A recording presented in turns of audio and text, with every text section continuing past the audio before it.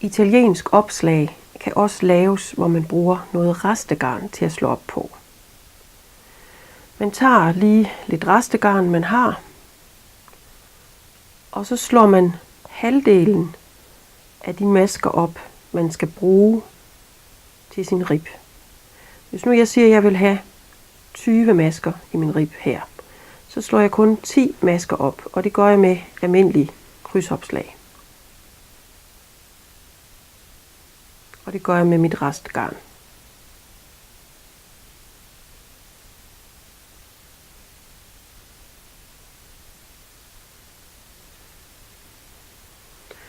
Og jeg har bare en tråd her, jeg har brugt som restgarn, eller så bryder man bare garnet. Det skal være sådan, så det er løst i begge ender, det man har slået op med.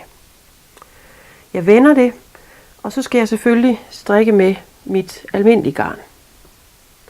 Så jeg sætter min tråd til, og skal så til at starte med at strikke den italienske rib. Og for at jeg nu skal have lavet de 20 masker, så gør jeg det på den måde, at jeg starter med at strikke en ret, og så min vrang laver jeg ved bare at lave en slå om. Strikker en ret, og laver en slå om. Strikker en ret, og laver en slå om. Og det gør jeg hele vejen hen. Så jeg i stedet for at have 10 masker til at starte med, nu har 20 masker.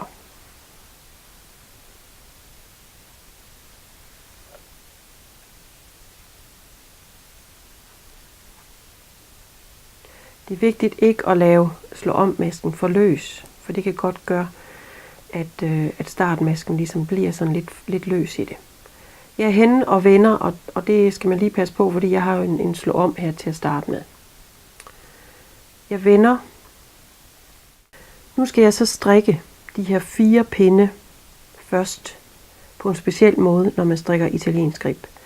Og når jeg nu har slået op med restgarn, så har jeg jo siddende en slå om maske her. Og den skal jeg starte med at strikke ret, men for at kunne strikke den ret, så går jeg ind og strikker bagind her første gang, for ellers vil den ikke blive strikket ordentligt. Så jeg strikker den en ret, og så tager jeg den næste vrangløs af med tråden foran, strikker en ret, vrangløs af, strikker en ret og vrangløs af. Det fortsætter jeg med på hele pinden.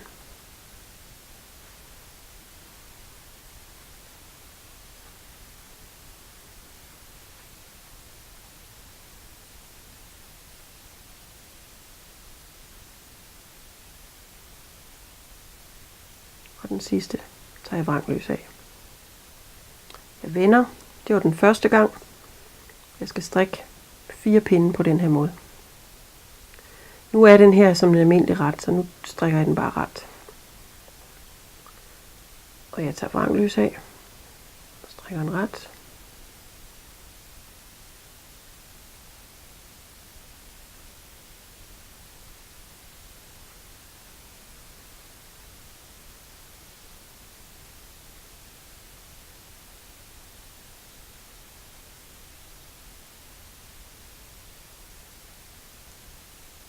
Og slutter med at tage en vrangløs af.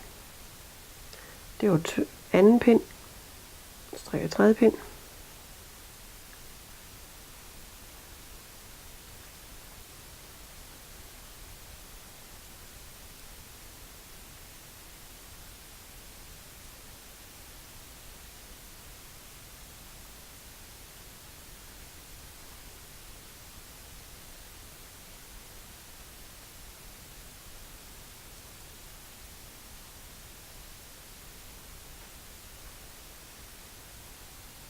Vender, strikker den fjerde pind,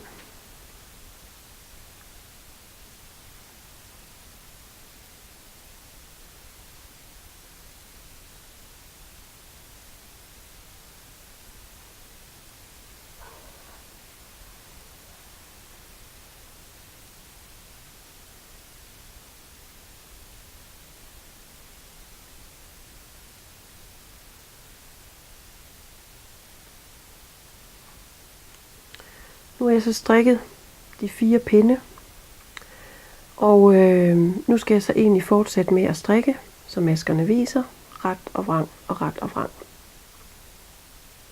Og nu har jeg jo ikke brug for min løse tråd, jeg slog op med, så det jeg kan gøre nu, det er, at jeg simpelthen travler den op og tager den op, den her tråd, jeg brugte til at slå mine masker op med.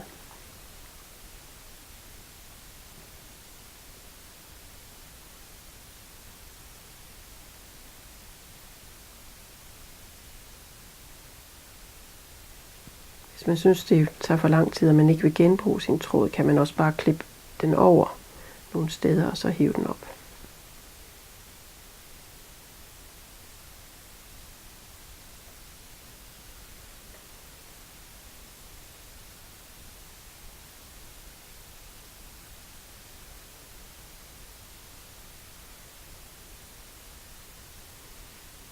Så hiver jeg den helt ud. Og så har jeg en italienske rib slået op på den her måde. Når jeg nu gerne vil til at strikke 2 ret, 2 vrang, så bliver jeg nødt til at få flyttet rundt på mine masker, så der sidder 2 retmasker ved siden af hinanden og 2 vrangmasker ved siden af hinanden. Jeg kan godt flytte dem ved bare at løfte dem af, men hvis man er utryg ved det, så kan man også bruge en snoningspind og så løfte dem af på den måde. Nu viser jeg bare, hvor jeg løfter dem af stille og roligt. Jeg starter med at strikke min ret, fordi den vil jeg have først. Så vil jeg gerne have en retmaske til, og for at få fundet den her retmaske frem, så løfter jeg vrangmasken af, løfter retmasken af, sætter vrangmasken tilbage siden af en anden vrangmaske og tager min retmaske op. Nu har jeg så en retmaske til, og nu strikker jeg den, og så strikker jeg mine 2 vrangmasker.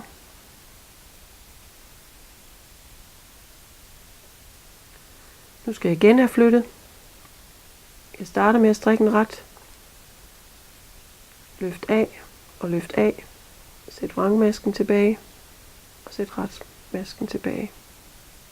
Så har jeg 2 ret, og nu har jeg så 2 vrang igen. Og en ret. Så flytter jeg.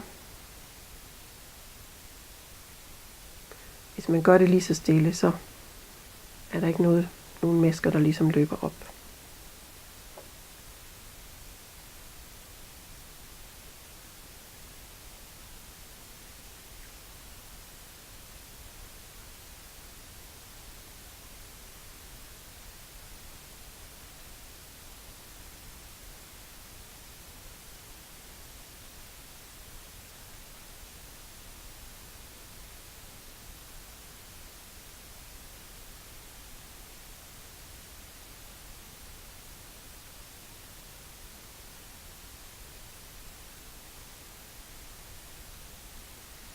Så fik jeg flyttet rundt, sådan så jeg nu har 2 ret, 2 vrang. Så finder jeg, og nu kan jeg så bare strikke min rib. Det er vigtigt, når man slår op og vil strikke 2 ret, 2 vrang, at man så får et maskeantal, der er deleligt med 4, så man får det til at gå op med 2 ret og 2 vrang.